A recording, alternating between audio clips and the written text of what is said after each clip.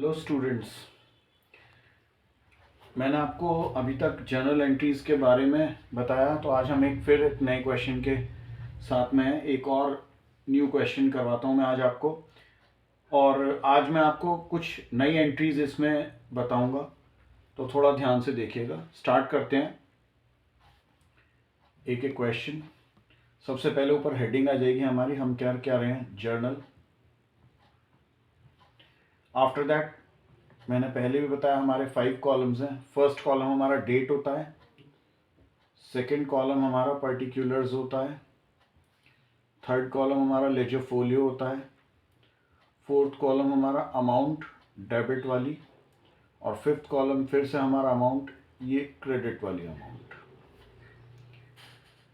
Question start करते हैं। First जो हमारी ट्रांजैक्शन है वो है कमेंस्ड बिजनेस विद कैश। मैं आपको कुछ जनरल एंट्रीज ही बता रहा हूँ, इसलिए इसमें कोई डेट वगैरह कुछ नहीं आएगी। ये कोई क्वेश्चन इस तरीके का नहीं है, इसमें उसमें आपको एंट्रीज सिखा रहा हूँ। तो ये हम पहले भी क्वेश्चंस में देख चुके हैं, कमेंस बिजनेस विद कैश। कुछ चीज़ें मैं आपको पहले भी बता चुका हूँ, मैं फिर बात कर रहा हूँ एक चीज़ की ज़रूर, कि एक हमारा होता है बिजनेसमैन और एक होता है बिजनेस। हम जो एंट्रीज कर रहे हैं वो बिजनेस की कर रहे हैं, बिजनेसमैन की नहीं। हम जो एंट्रीज पास आउट कर रहे हैं वो बिजनेस के लिए पास आउट कर रहे हैं। पैसा बिजनेसमैन ने लगाया है लेकिन बिजनेस में, तो बिजनेस के पॉइंट ऑफ व्यू से जब आप सोचेंगे तो बिजनेस के पॉइंट ऑफ व्यू से पैसा आया है।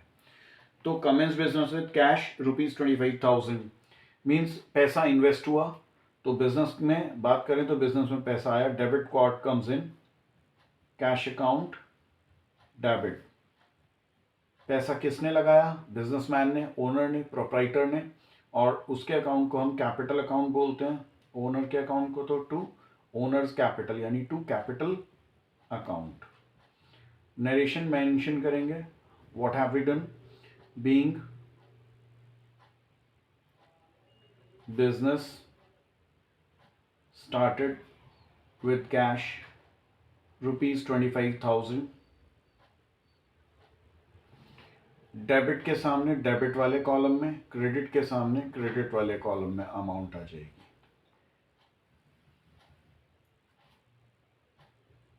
नेक्स्ट, सेकंड, एक है परचेज्ड फर्नीचर फॉर कैश। हमने फर्नीचर खरीदा है कैश में। मैं आपसे पहले भी बता चुका हूं, फिर से ध्यान से सुनिए इस बात को। दो चीजें होती हैं, एक तो हम बिजनेस में गुड्स खरीदते हैं जिस चीज में हम डील कर रहे हैं, जिस चीज का हमारा बिजनेस है, तब वो कहलाएगी परचेज। और अगर हम कोई और एसेट्स खरीदते हैं तो उस एसेट्स का नाम आएगा। जैसे कि यहाँ पर हमने फर्नीचर खरीदा है, तो हम फर्नीचर को ही डेबिट करेंगे। Debit what comes in, furniture account debit. Credit what goes out, हमारे पास से क्या गया है, कैश गया है। Furniture account debit to cash account. क्या कराए हमने, बीइंग फर्नीचर परचेज्ड ₹2,000।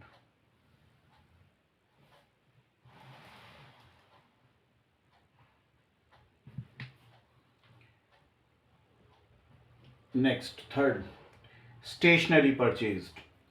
अब की बार हमने क्या खरीदी है, स्टेशनरी, गुड्स नहीं खरीदे हैं, स्टेशनरी। तो अगर हमने स्टेशनरी खरीदी है तो हम स्टेशनरी ही लिखेंगे। Stationery account debit to cash account. Debit what comes in, credit what goes out. क्या करा है हमने, स्टेशनरी खरीदी है, तो हम क्या लिखेंगे, बीइंग स्टेशनरी परचेज्ड, अमाउंट है ₹150।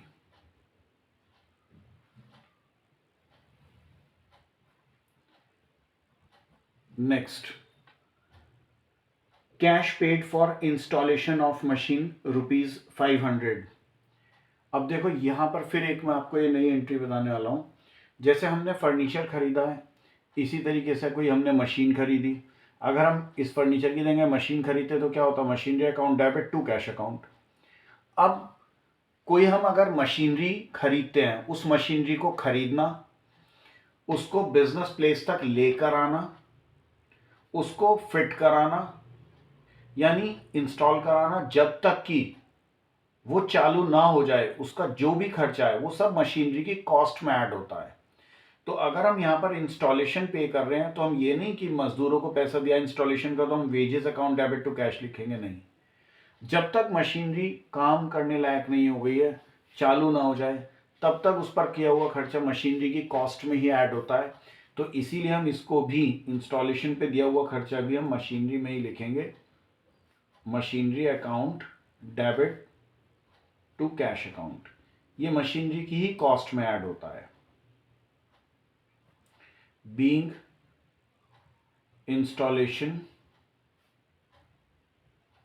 चार्जेस पेड, हमने इंस्टॉलेशन के पेमेंट करी है ₹500।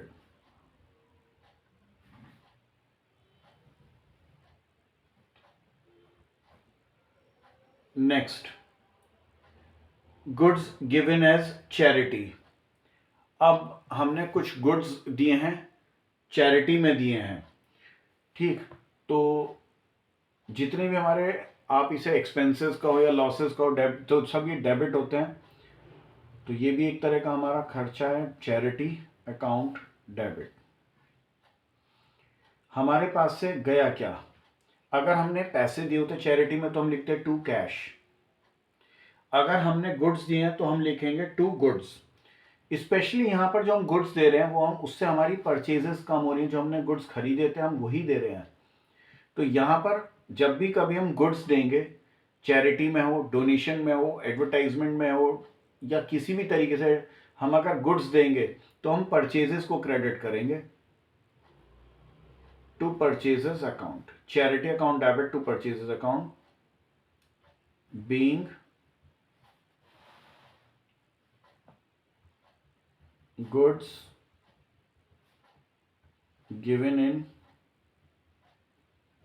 चैरिटी, हमने यहां पर गुड्स दिए हैं चैरिटी में ₹2000 के।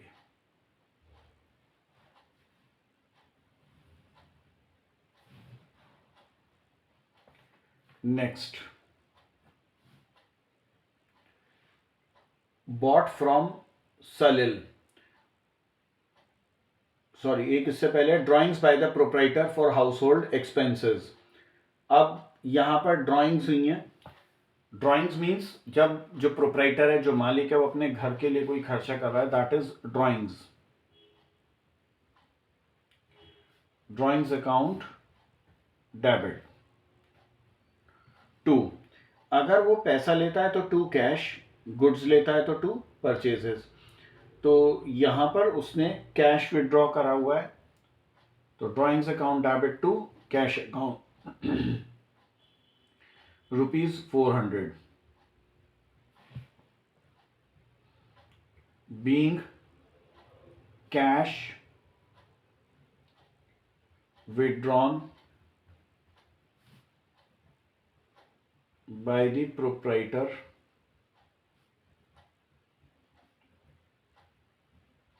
for personal use।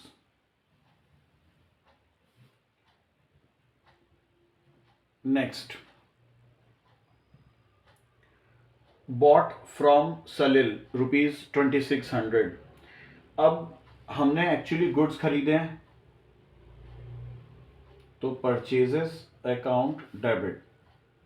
जब हमने गुड्स खरीदे हैं, हमारे दो तरीके हो सकते हैं, या तो हमने नकद खरीदा होगा तो हम पैसा पेमेंट करेंगे टू कैश अकाउंट, लेकिन यहाँ पर ऐसा नहीं दिया, यहाँ नाम दिया हुआ है। तो जब हम उधार खरीदते हैं तो जिससे उधार खरीदा उसका नाम आ जाता है to Salil. Being goods purchased, ये हमने 2600 के गुड्स खरीदे हैं।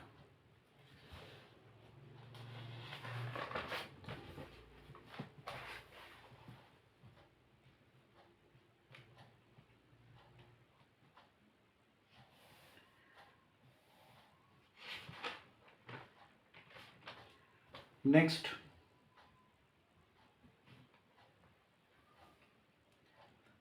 interest charge on capital at the rate 7% per annum when total capital were rupees 70,000. यहां पर प्रोप्राइटर ने लेट इट बी बिजनेस में जो कैपिटल इन्वेस्ट करी हुई है वो रुपीज 70,000 है। यहां पर जो मालिक ने बिजनेस में पैसा लगाया हुआ है वो रुपीज 70,000 है और उस कैपिटल पर उसको इंटरेस्ट मिलना है, वो इंटरेस्ट चार्ज करेगा, वो है 7% पर एनम का। तो यहां पर हम बात करें कहीं ना कहीं बिजनेसमैन को पैसा देना है। बिजनेसमैन ने जो पैसा बिजनेस में इन्वेस्ट करा था, बिजनेस उस पर इंटरेस्ट बिजनेसमैन को देगा। दैट मीन्स बिजनेस के लिए एक्सपेंडिचर है, ये खर्चा है, तो इसको डेबिट किया जाएगा। Interest on capital account debit. इस पैसे को कैश में पेमेंट नहीं करी जाती है कि कैश पेमेंट कर दें मालिक को, ये उसकी कैपिटल में ही ऐड कर दिया जाता है, तो उसकी कैपिटल बढ़ जाती है, इसीलिए कैपिटल को ही क्रेडिट कर देते हैं to capital account. Being interest on capital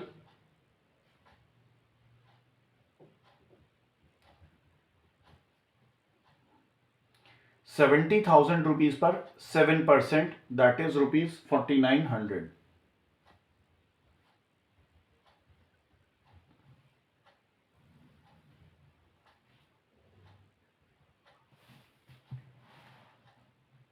next entry, received ₹1,200 of a bad debts return of last year. अब देखिए लास्ट ईयर क्या हुआ होगा जब हम अपने किसी भी बिजनेस में क्रेडिट सेल करते हैं।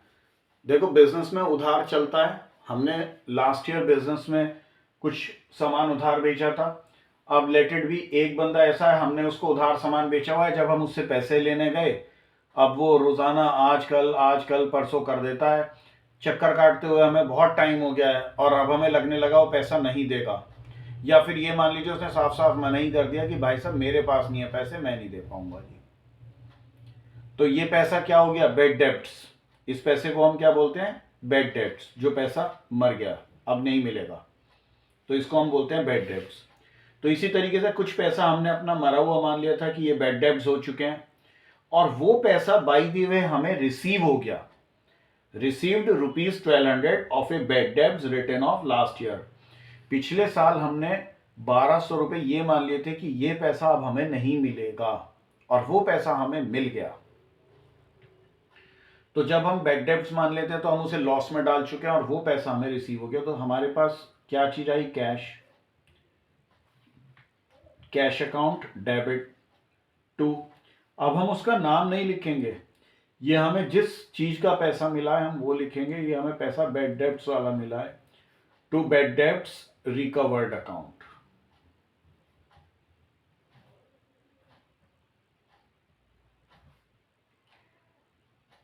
तो ये हमें वो पैसा रिसीव हो गया जो हमने लास्ट ईयर ये मान लिया था कि ये पैसा अब हमें रिसीव नहीं होगा। तो being bad debts recovered ₹1,200।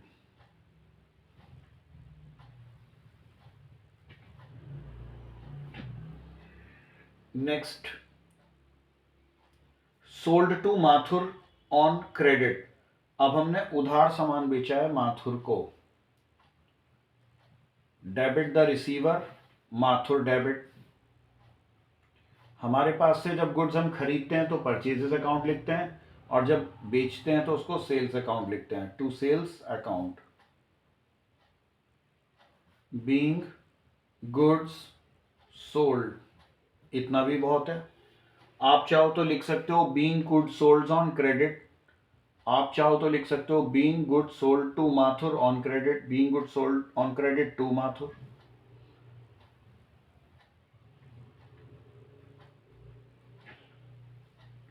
Next, goods destroyed by fire. आग लग गई है शॉप पे या फैक्ट्री में या फिर गोडाउन में, कहीं पर भी आग लग गई है और उसमें क्या हुआ है, माल जल गया है हमारा, तो गुड्स डिस्ट्रॉयड बाय फायर। अब इसको कैसे मेंशन करना है? ये हमारा लॉस हुआ है, लॉस सारे डेबिट होते हैं, loss by fire account debit to.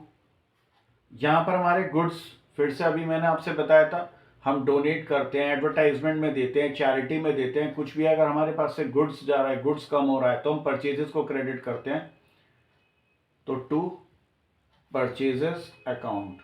ये हमारे गुड्स कम हो गए हैं ₹2000 के।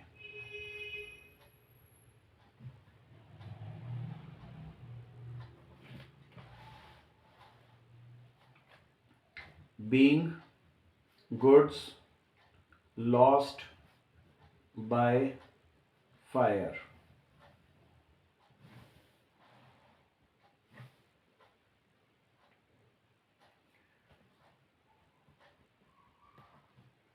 Next, cash paid to Salil after deduction of discount ₹130। अब एक्चुअली हम बात कर रहे हैं, हमने सलिल से गुड्स खरीदे थे, ठीक है,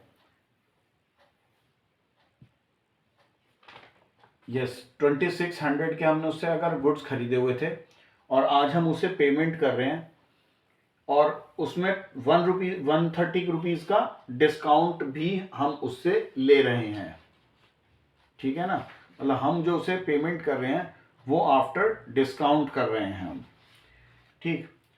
तो किसको पेमेंट कर रहे हैं हम? सलिल को, सलिल डेबिट। कितना पेमेंट करना था? 2600 का।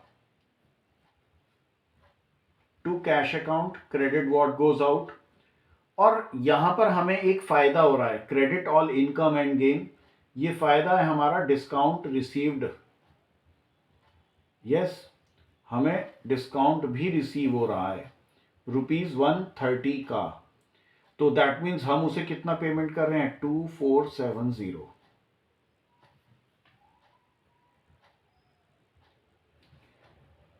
being cash paid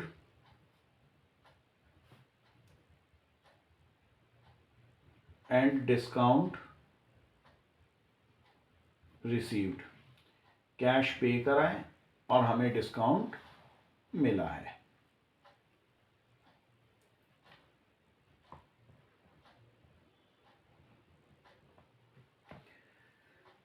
नेक्स्ट हैगा रेंट आउटस्टैंडिंग। ये भी बिल्कुल आपकी डिफरेंट एंट्री आ गई है। रेंट आउटस्टैंडिंग, आउटस्टैंडिंग क्या होता है? अब देखिए, लेट इट बी हमारी जो शॉप है वो हमने रेंट पर ली हुई है, किराए पर शॉप ली हुई है। जनवरी का अगर मंथ खत्म हो गया है और हमें उन्हें पेमेंट करनी थी, लेट इट बी 31 जनवरी को, और अगर हमने वो जनवरी में पेमेंट नहीं की है, हमने कहा भाई अगले महीने ले लेना, तो ये कहलाएगा आउटस्टैंडिंग रेंट, कि ड्यू हो गया है बट अभी हमने पे नहीं करा है, ठीक है। तो ये एक खर्चा था जिसका नाम था रेंट, रेंट अकाउंट डेबिट। अगर हम इसे पे कर देते तो हम लिखते टू कैश अकाउंट। अब अगर हमने इसे पे नहीं करा है तो एक लायबिलिटी क्रिएट हुई है, उस लायबिलिटी का नाम है टू आउटस्टैंडिंग रेंट अकाउंट। इसके बारे में मैं आपको और थ्योरेटिकल बाद में बताऊंगा कि आउटस्टैंडिंग रेंट क्यों लिखते हैं या क्या है, ये कैसे रहेगा। बीइंग रेंट ड्यू, तो ये ₹1000 का रेंट ड्यू हो चुका है।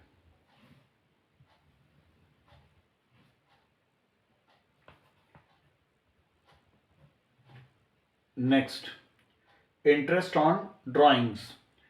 अब ये देखो, ड्राइंग्स क्या चीज होती है, मैं आपसे पहले भी बता चुका हूं कि ड्राइंग्स क्या है, कि जब प्रोप्राइटर बिजनेस से कुछ पैसा या कुछ गुड्स विड्रॉ कर रहा है, that is known as drawings. जो वो अपने पर्सनल यूज के लिए ले रहा है उनको हम ड्राइंग्स कहते हैं।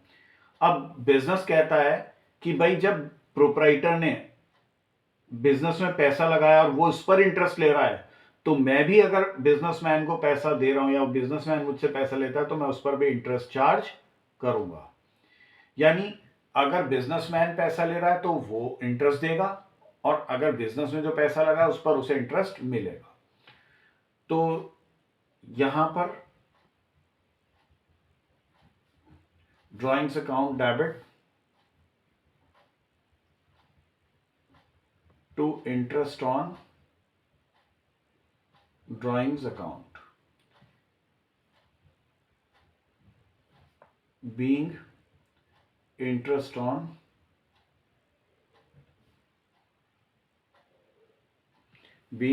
on drawings charged। ये था अमाउंट आपका इंटरेस्ट ऑन ड्राइंग्स 900।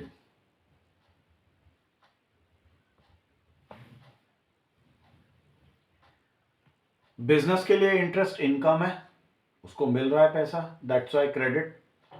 और ये कैश में नहीं मिलता है, इससे ड्राइंग्स अकाउंट ही हमारा इंक्रीज हो जाता है।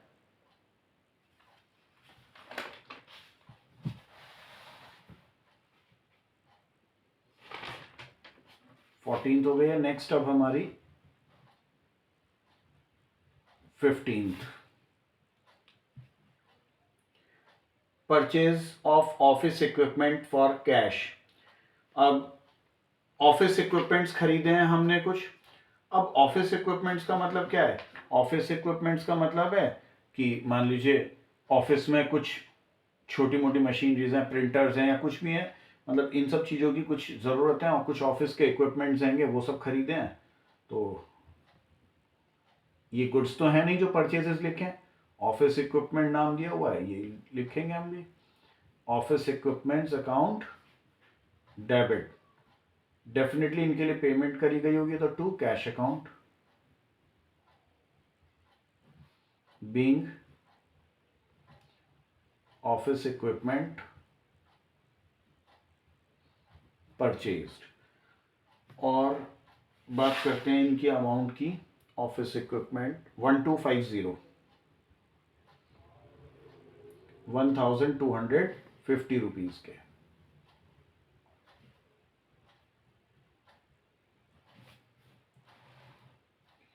Next, Mathur returned goods. हमने माथुर को गुड्स सेल ऑफ करे थे। अब उसमें क्या हुआ होगा, बाय द वे कुछ गुड्स खराब निकल गए या कुछ भी हैगा, ठीक है, या फिर एज पर एक्सपेक्टेशंस नहीं था या एज पर ऑर्डर नहीं था, तो उसने हमें वापस कर दिया है। तो जब हम गुड्स हम उसको देते हैं तो हम लिखते हैं टू सेल्स और क्रेडिट करते हैं। वही सामान वापस आएगा तो डेबिट में लिखेंगे सेल्स। लेकिन ये खाली सेल्स नहीं है, ये है sales return, sales return account debit. और किससे वापस आया है? माथुर से, to Mathur.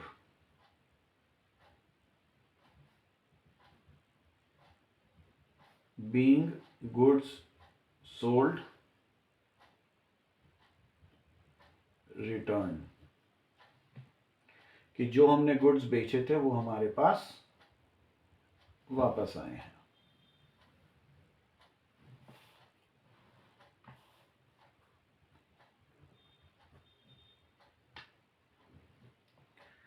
Next, Sudhir Kumar who owed me rupees 3000 has failed to pay the amount. He pays me a compensation of 45 paisa in a rupee. Sudhir Kumar who owed me rupees 3000, एक थे सुधीर कुमार जिन्होंने मेरे से 3000 रुपए उधार लिए हुए थे, या 3000 रुपए के गुड्स कह सकते हो या कुछ भी, मतलब उन्होंने मेरे 3000 रुपए देने थे। Has failed to pay the amount, वो मेरा पैसा नहीं दे पाए। He pays me a compensation of 45 paisa इन अ रुपी। और फाइनली मैंने कहा भाई कितना मिल सकता है, क्या है, कैसे है, तो जो कुछ भी मान लो, जैसे भी, ये फाइनली डिसाइड ये हुआ कि वो मुझे 45 पैसा इन अ रुपी पे कर पाएंगे। 45 पैसा इन अ रुपी यानी 100 पैसे में से 45 पैसे मिलेंगे, आप इसे ये कह सकते हैं 45% मुझे मिल पाएगा। तो मुझे 3000 में से 45% ही मिल पाएगा पैसा, और बाकी का पैसा नहीं मिल पाएगा। तो जो पैसा मुझे रिसीव हो रहा है वो तो कैश अकाउंट डेबिट, और जो मुझे पैसा नहीं मिल पाएगा वो मेरा पैसा लॉस हो गया, मर गया, ठीक है ना। तो बैड डेब्ट्स अकाउंट डेबिट बोलेंगे उसको। और किन से? ये सुधीर कुमार से। मुझे सुधीर कुमार से लेने थे 3000 रुपीज। मुझे सुधीर कुमार से कितने पैसा लेना था? 3000 रुपीज। और मुझे मिल कितना पाया? मुझे मिल पाया है सिर्फ 45%। 45 3 135 यानी 1350। मुझे मिल पाया है कितना? 1350। तो बाकी मुझे कम मिला है 1650। ये मेरा लॉस हो गया। तो अब अगर मैं यहां पर नरेशन की बात करूं तो ये क्या चीज थी? बीइंग 45 पैसे इन अ रुपी रिसीव्ड फ्रॉम सुधीर कुमार, कि उनसे मुझे इतना ही पैसा रिसीव हो पाया।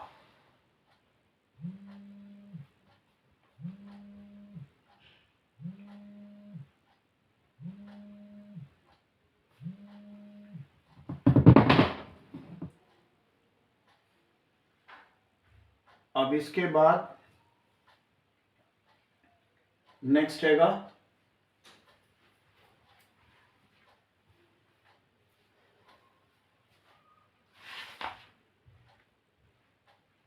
Salary paid to clerk. मेरे यहां पर जो क्लर्क है मैं उसको सैलरी पे कर रहा हूं काम करने के लिए। तो नॉर्मली एक्सपेंडिचर है salaries account debit to cash account,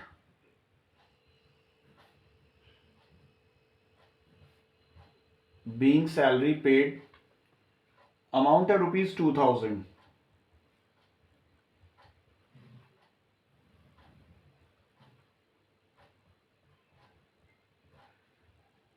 next है कमीशन रिसीव्ड इन एडवांस। मुझे कुछ काम करना है किसी का और उस पर मुझे कमीशन मिलना है, ठीक है, और मुझे उसके लिए कुछ पैसा एडवांस में मिल गया है। तो मैंने रिसीव करा है क्या? Cash debit, what comes in cash account debit. अगर मैंने वो काम कर दिया होता तो मैं क्या लिखता? टू कमीशन रिसीव्ड, ठीक है ना। अब मैं क्या मेंशन करूंगा? पैसा तो मुझे मिला है कमीशन रिसीव्ड के लिए ही, लेकिन ये मुझे एडवांस में मिल गया है, तो commission receive in advance account, ये मैं अभी एडवांस में शो करूंगा। बीइंग